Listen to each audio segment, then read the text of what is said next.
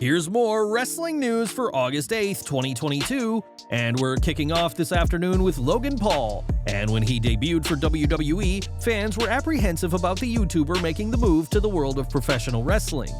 With that said, Paul has so far impressed in his 2 official matches, which have seen him pick up wins at both WrestleMania and SummerSlam. One name certainly impressed by Paul is X-Pac, and while speaking to TMZ Sports, the 2-time Hall of Famer saw big things in Logan's future. He's a natural man, huge future. A lot of people can be great athletes like him, but he has like an aptitude for this, man. His timing is really good. He grasps the psychology of a match. He could be like WWE champion material at one point. Gotta call it like you see it. While Paul may one day be WWE champion, that won't be happening anytime soon, as the young superstar is working on a return to boxing, with a fight expected to happen this September. It'll ultimately be Triple H's decision as to who becomes WWE champion, and time will tell whether a list including Bruno Sammartino, Hulk Hogan, Steve Austin, and John Cena one day includes Logan Paul.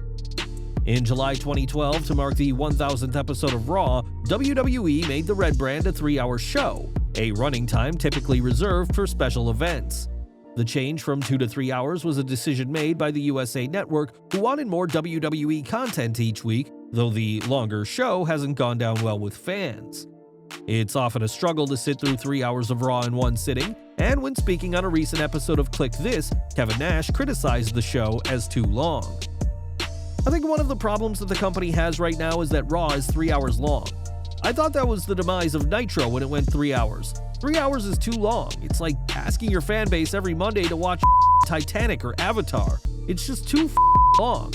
I would love to see a breakaway of Raw and have Raw be a mature, M-rated show and be played on Friday nights on FX. I don't know where they could get a deal with. Interestingly, a clip from an old episode of the Broken Skull Sessions was shared online recently, where Triple H said he would rather see Raw as a 2-hour show. Triple H may still feel that way, but that doesn't mean we'll see the show getting shorter anytime soon, as it'll ultimately be the USA Network's decision to make. Speaking of Triple H, we are still mere weeks into his role as head of talent relations and head of creative, and he's already brought around a lot of changes. Since the game took over, fans have seen the return of Bayley from injury, Io Sky when it looked like she was leaving, and Dakota Kai, who was released from WWE earlier this year. Karrion Kross and Scarlett Bordeaux are also back with WWE after being released in a much different vision for WWE from just a few weeks ago. During the gathering in Charlotte, North Carolina, long-term wrestling promoter Jerry Jarrett was asked about potential changes to WWE during a Q&A. They didn't tell me not to tell anybody, so I'll tell you. Triple H called earlier this week the Raw crew and the SmackDown crew and said, "My father-in-law and Stephanie's father, we admire him and respect him. He reached success that we would never know without him, but we don't know how to do it his way, and we're not going to try. We're going to try a new way. And I think the new way is to put wrestling instead of sports entertainment. I mean, that's pure speculation on my part." Things have already changed in WWE under Triple H's regime, and more is expected to change soon enough in what could be a new boom for the company that is now away from Vince McMahon. Now, with Dakota Kai, Karrion Kross, and Scarlett Bordeaux all recently returning to WWE, there's been plenty of speculation on who could join them next. Fightful Select has reported that Triple H plans to bolster WWE's roster with more returning superstars, but despite what some have said, Malakai Black isn't one of those names. Recently, an unreliable account called Jobber Nation TV claimed that Black and Andrade were among some who were trying to get out of their AEW contracts specifically to return to WWE. The account said how AEW is now the prison, but Sean Ross Sapp responded with a single word to the report: fake.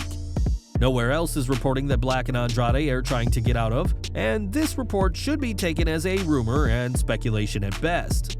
Perhaps one day Andrade and Malakai Black will be in WWE again, but at this time, there's no evidence backing up the idea that they're deliberately trying to get out of their current AEW deals. Since returning to WWE in 2012, Brock Lesnar has worked with some of wrestling's biggest names, including The Undertaker, John Cena, Roman Reigns, and CM Punk. In 2017, Lesnar was Universal Champion, which would last for over 500 days, but wasn't on board with facing a certain superstar. As per the brand supremacy storyline of Survivor Series, the then Universal Champion was set to face WWE Champion Jinder Mahal, but as explained by Road Dogg on the Wrestling Outlaws, that match never happened. So yeah, Brock Lesnar said, "I'm not working with him," and he said that about several people, by the way. Instead of Mahal, Lesnar would face AJ Styles, who beat the modern-day Maharaja on an episode of SmackDown in the UK to get the title off him. Mahal's 2017 push was strange, but some fans appreciate that WWE was willing to push someone different for a change, though Lesnar clearly wasn't a fan of the Canadian Indian superstar. Back to the present, as for months, there's been a lot of talk about Montez Ford, who many expect big things from in the future. Even The Rock is on board with Ford, calling him a future WWE champion, and that is certainly something that the Street Profit has in mind. At a recent WWE live event, Ford posed with a fan's WWE Championship title, and it's clear just how badly Montez wants to be champion for real one day. We'll just have to wait and see whether Ford one day becomes a world champion, but with Triple H running creative, don't be surprised if a huge push is in his future if the Street Profits do eventually split up. NXT news now, as the brand is back on tour and conducting untelevised live events, but one recent show didn't go as planned for one superstar. At last Saturday's NXT live event in Gainesville, Georgia, Tatum Paxley faced Sloane Jacobs, but the match didn't have a finish. The bout was stopped after Tatum was kicked in the face and her chin landed on the ring post. When medical staff tended to her, her face was bleeding severely, and the decision was made to end the match prematurely. It's been reported that Paxley suffered a broken nose in the match, and it goes to show that injuries don't just happen when the cameras are rolling. When Shane McMahon returned to WWE at this past January's Royal Rumble, his comeback was incredibly short-lived. After a chaotic and unprofessional display backstage, McMahon was fired days later by his father Vince McMahon and removed from all future plans.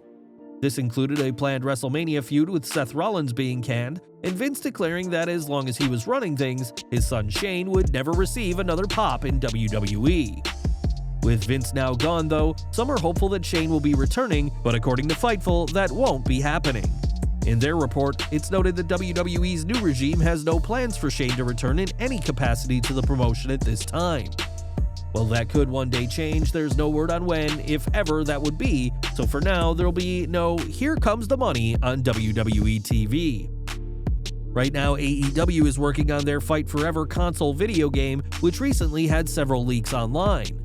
Leaks are nothing new in the world of gaming, but it turns out that the details leaked were a closely guarded secret, even to those in AEW. Sean Ross Sapp of Fightful has learned that when the cover art was leaked for AEW Fight Forever, many people in the promotion had no idea what it looked like until it was shared online. That's partly because it wasn't AEW's graphics team who designed the cover, but instead the people at THQ Nordic, and it's also said that many of the people on the cover didn't know they'd be there until they saw it for themselves. The game will release on PS5, Xbox Series, PS4, Xbox One, Nintendo Switch, and PC, and with a reported 8-figure investment into their games department, so at the very least $10 million, AEW is banking on this game being a huge hit with fans. In 2015, after losing his US title and feud to John Cena, Rusev blamed his manager Lana, ending the on-screen partnership between the two. Rusev would go on to employ Summer Rae as his new manager, while Lana would turn her eye to Dolph Ziggler, even kissing the show off during the May 18, 2015 Raw.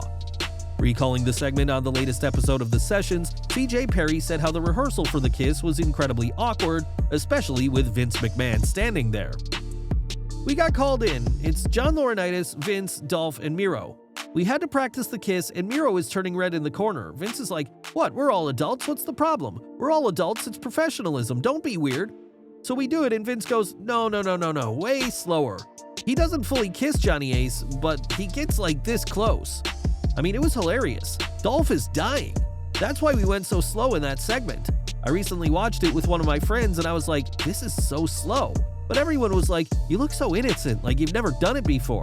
And that's what Vince was going for. He wanted it to be innocent, like she had never kissed anyone before. It was very weird." The angle with Dolph and Lana was short-lived, as the real-life engagement of Lana and Rusev would see the couple reunite in 2016, and we doubt anyone wants to relive watching Vince McMahon nearly make out with John Laurinaitis. And we're ending today with Sammy Guevara and Ty Conti, who are set to be married after the former TNT champion popped the question in Paris in June of this year. The pair have slowly been revealing some of their wedding plans on social media, and we've now learned of one interesting name who will have a big role at the wedding. On Twitter, Conti shared pictures of her bridesmaids, which includes none other than current WWE superstar Nikki ASH. The former women's champion will have shared a locker room when the pair were both in NXT, and it's clear that Nikki made a big impression on Conti during their brief time together. While WWE and AEW are at odds, and will likely continue to be at odds for years to come, there's a lot of friendships between the two companies, and their employers won't stop Nikki being there on her friend's big day. Well guys, that's our news for today. Please share your comments below. Also hit the like button, subscribe to our channel, and hit the bell icon to receive all notifications. And as always, thanks for watching.